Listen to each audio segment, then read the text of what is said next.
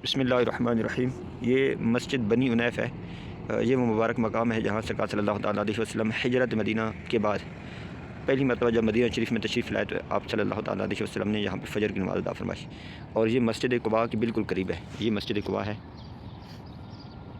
और ये मस्जिद क़ुबा के बिल्कुल करीब है। यहाँ सरकार सल्लल्लाहु तआला अलैहि वसल्लम ने फ़जर की नमाज़ अदा फरमाई, इसलिए इसको नमाज़ फ़जर भी कहा जाता है। और इसको अंदर की तरफ से अगर देखें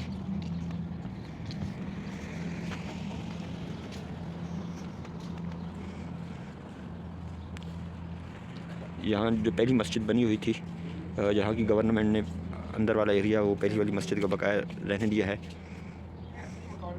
और इसके आउटर साइड पर एक दीवार बनाकर थोड़ा सा इसको ऊंचा कर दिया है।